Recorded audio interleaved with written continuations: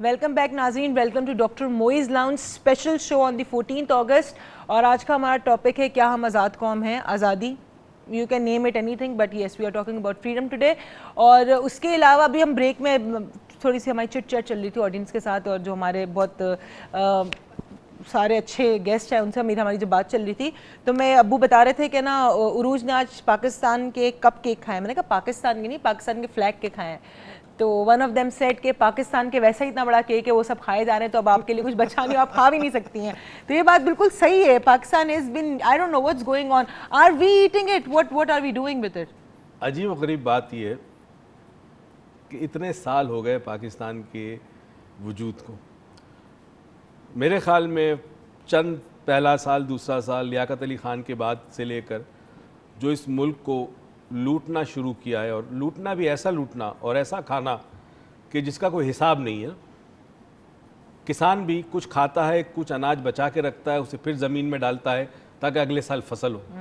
यहाँ तो इस तरह मुल्क को खाया जा रहा है कि अगला साल हो ना हो। उसके बावजूद ये अजीब व गरीब करिश्मा है कि पाकिस्तान आज भी मौजूद है, मगर एक हकीकत ये है कि एक बहुत बड़ा हिस्सा, क्योंकि ये इंडिपेंडेंस डे होता है रिफ्लेक्ट करने के लिए भी, सोचने के लिए भी, एक बहुत बड़ा हिस्सा पाकिस्तान का हमसे जुदा हो चुका है। चलिए सर, मैं आपसे पूछूं, जो आप सर बैठे हुए हैं, अब मैं आपसे पूछूं आप अपना इंडिपेंडेंस डे कैसे मनाते हैं, या आपके सहन में क्या होता है इंडिपेंडेंस डे के जब आने वाला होता है, या उससे पहले या पूरा साल उसके बारे में सोचते, क्या रिफ्लेक्ट करते, क्या सोच होती है पाकिस्तान के बारे में? Anything that you want to share. मेरा नाम इकबाल सहवानी है। जी सर। आप बेसिकली मेरा ताल्लुक मीडिया से है, लेकिन लिटरेचर से भी मेरा ताल्लुक है। तो आपने जैसा कि कहा कि इंडिपेंडेंस डे के बारे में हर आदमी का तस्वुर मुख्तलिफ है। मैं एक वाक़या आपको सुनाना चाहता हूँ एक बहुत बड़े ब्यूरोक्रेट का, कि एक जगह मैं जॉब करता था, तो वो सेक्रेटरी लेवल के आदमी थे, नाम भी बता सकता हूँ लेकिन मेरा ख्याल है वो मुनासिब नहीं होगा जी। तो लोगों ने उनके सामने खड़े होकर कहा कि सर हमारी तनख्वाहें बहुत कम हैं, हमारे ये मसाइल हैं, हमारे वो मसाइल हैं, हमारे ये मसले हैं। उन्होंने सबकी बात तहम्मुल से सुनी और उसके बाद कहा कि this is just because of Pakistan that you people and I am here in a very competent position. अगर मैं यूनाइटेड इंडिया में होता तो इस वक्त मेरी पोजीशन एक ऑफिस सुपरिटेंडेंट से ज़्यादा नहीं होती। जब मैंने ज्वाइन किया था तो मैं एक लोअर डिवीज़न क्लर्क था, और आज मैं ऑफिस सुपरिटेंडेंट होकर रिटायर हो चुका होता। ये पाकिस्तान की बदौलत है जो आज आप जो है इस मुल्क में अपनी फ्रीडम इंजॉय कर रहे हैं एक स्टेटस के साथ। तो हमें, मैं डॉक्टर मंसूर साहब की बात से थोड़ा सा इख्तलाफ भी करूँगा, गो कि इनकी इस गुफ्तगू में एक कर्ब था, एक दर्द था और एक एहसास तंज था। लेकिन इसके बावजूद मैं ये कहूँगा, क्योंकि मैं डॉक्टर मुइज़ के प्रोग्राम में हूँ और डॉक्टर मुइज़ का प्रोग्राम जो है, और डॉक्टर मुइज़ खुद जो है he is a symbol of positivity. तो हमें आधा गिलास खाली नहीं देखना चाहिए, बल्कि हमें आधा गिलास भरा हुआ देखना चाहिए। ठीक है, बहैसियत कौम हम में कुछ कमज़ोरियाँ हैं, और उसका सबब यह है कि हम एक डिसिप्लिन के तहत आज़ाद नहीं हुए हैं। ठीक, हम एक डिसिप्लिन के तहत आज़ाद नहीं हुए हैं, हम एक रिएक्शन के तहत आज़ाद हुए हैं। हम ग़ुलामी में थे, और ग़ुलामी की ज़ंजीरें जब टूटती हैं तो डिसिप्लिन से नहीं टूटती, बल्कि वो एक एग्रेशन से टूटती है। बिल्कुल, एक रिवोल्यूशन से टूटती है। तो मेरे ख्याल में हमें अपनी कौम से और अपने आप से मायूस नहीं होना चाहिए। ज़रा नम हो तो ये मिट्टी बड़ी ज़रखेज़ है साहब। बहुत शुक्रिया। हमारे साथ एक कॉलर है, हमारे रेगुलर कॉलर, और आज तो उनकी कॉल हमें मुझे तो उनकी कॉल का वेट था। कौन होंगे? बहुत सारे रेगुलर। यस, मोहम्मद अकरम साहब गुजरावाला से। अस्सलाम वालेकुम। वालेकुम अस्सलाम अरूज साहब, अस्सलाम वालेकुम मोहतरम जनाब डॉक्टर मोइज़ साहब, और अस्सलाम वालेकुम आने वाले तमाम मेहमानान गिरामी कदर। आपको सबसे पहले जश्न आज़ादी की बहुत बहुत मुबारक हो। मेरी तरफ से भी तमाम मुहब्बे वतन पाकिस्तानी को दिल की अथाह गहराइयों से यौम आज़ादी मुबारक हो। बहुत शुक्रिया जी सर, बताइए। यकीनन 14 अगस्त 1947 हर एक आज़ादी के मतवालों के लिए नवीद सुबह बनकर आया, और जुबान पर कलमा हक के पाकिस्तान का मतलब क्या, ला इलाहा इल्लल्लाह उबरा। آج 66 سال گزرنے کے بعد بھی جہاں سے چلے تھے چند خامیوں کے بعد وہیں پر کھڑے ہوئے محسوس ہو رہے ہیں.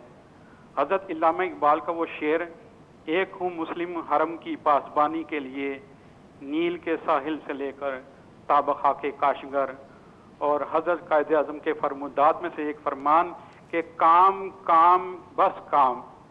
ہم دونوں پیغاموں پر غور کریں تو مخالف سمت پر چل رہے ہیں. ایک دوسرے کی عزت نفس کی بجائے عزت تار تار و گلے کاٹ رہے ہیں.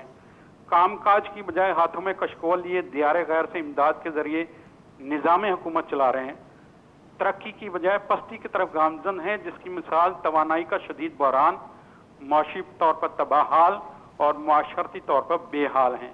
بالکل صحیح. ایمان، اتحاد، تنظیم اور یقین محکم کی کمی نے سیاسی طور پر شیرازہ بکھیر دیا ہے، جس کا نتیجہ سقوط ڈھاکہ کی شکل میں ہمارے سامنے آیا، اور آج بھی سیاسی طور پر عدم استحکام کا شکار ہیں. اور میڈیا پر آ کر سیاستدان ایک دوسرے کے دستے گریبان ہیں، مگر عوام کی فلاح کے لیے کوئی منصوبہ بندی ہے، کوئی جد و جہد نہیں ہے، کوئی کوشش نہیں ہے، محض رسمی کارروائیاں اور وقت گزاری. کیا یہی آزادی کا تصور اور پیغام ہے؟ کیا اسی انداز سے ہم اپنی آزادی کا جشن منا کر محض وقت کو آسرا دیتے رہیں گے؟ اللہ تعالیٰ ہمیں صحیح معنی میں جشن آزادی کو منانے، اس کو سمجھنے اور سمجھانے کی توفیق دے. آمین آمین. تھینک یو سو مچ سر، آپ کی کال کا بہت خوبصورت کال تھی. ہمارے ساتھ ایک اور کالر ہے اور وہ بھی ہمارے ریگولر کالر ہے اور میرے ابو کو بہت پیار کرتے ہیں، وہ ایم یوسف صاحب. السلام علیکم. السلام علیکم. پہلے تو جشن آزادی بہت بہت مبارک. آپ کو بہت بہت مبارک ہو جشن آزادی. آپ لوگوں کو بھی بہت بہت مبارک. بہت شکریہ. آپ کے مہمان بھی بڑے اچھے آپ نے آج بلائے ہوئے.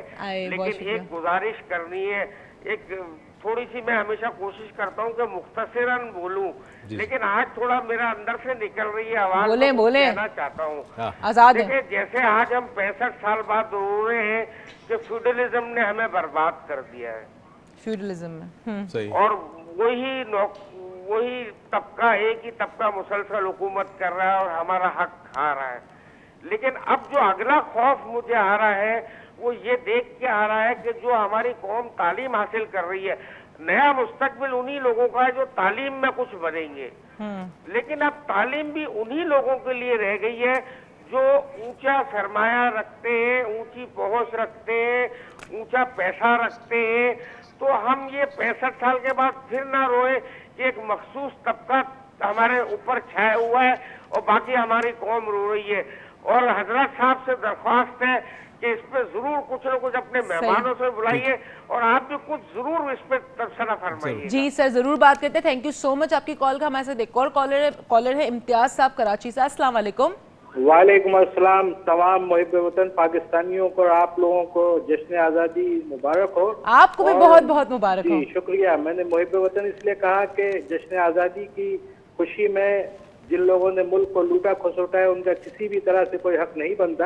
یہ صرف محب وطن اور پیارے پیارے پاکستانیوں کا حق ہے. اور اگر آپ مجھے ایک منٹ دے تو میں ایک واقعہ عرض کرنا چاہتا ہوں. ضرور سر، آپ کے پاس پورا ٹائم ہے بات کریں. دیکھیں جب ہم مشرقی پاکستان سے پاکستان آ رہے تھے تو ہمیں اطلاع ملی کہ جس کے بیگ میں سے پاکستانی فلیگ نکلے گا اس کو مار دیا جائے گا، اس کی فیملی کو. مگر خدا کی قسم ہمارے والدین ہم لوگ اس فلیگ کو اپنے بیگ میں رکھ کے لائے اور کئی سال تک ہم پاکستان میں ہم نے اس کو لہرایا اور ہم نے کروڑوں کا اس ملک کے خاطر نقصان کیا، جانے دی. ہم سے زیادہ آزادی کا کوئی مطلب سمجھ ہی نہیں سکتا. اور ابھی آپ کے ایک مہمان میں سے ایک بھائی نے ایک بات کی مجھے بڑی عجیب سی لگی. اس ملک میں سب کچھ ہے، اگر ڈسپلن اور قانون اور اس پر عمل درآمد ہو تو یہ جنت نظیر ہے، ورنہ کچھ بھی نہیں. دیکھیں نا، یقین وہ جو ہے ایمان، تنظیم اور اتحاد. سب سے پہلے ایمان مضبوط ہونا چاہیے، پھر اس کے بعد اتحاد بھی ہوگا اور تنظیم بھی ہوگی. یہ ملک ایسے ہی مارد وجود میں نہیں آیا. اللہ پاک نے حضور پاک صلی اللہ علیہ وسلم کی دعاؤں کا سب کا ہمیں عطا کیا ہے اور اس سے بڑی کوئی بات ہو نہیں سکتی. السلام علیکم. وعلیکم السلام. تھینک یو سو مچ آپ کی کال کا. ہم جا رہے ہیں چھوٹی سی بریک پہ.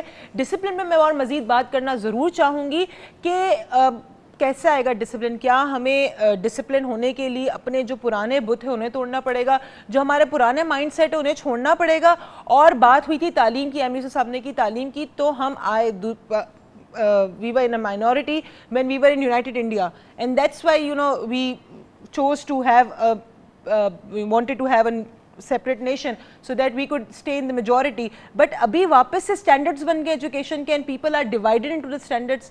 तो क्या अब जो नहीं पढ़ पा रहे वो minorities में हैं या जो नहीं पढ़ पा रहे वो majorities में, क्या वो आगे जाके अलग होंगे, जो पढ़ने वाले हैं वो आगे जाके अलग होंगे, क्या होगा आखिर? हम बात करेंगे इसके ऊपर, लेकिन एक छोटी सी ब्रेक के बाद आप कहीं मत जाइएगा, देखते रहिएगा डॉक्टर मोइज लाउंज.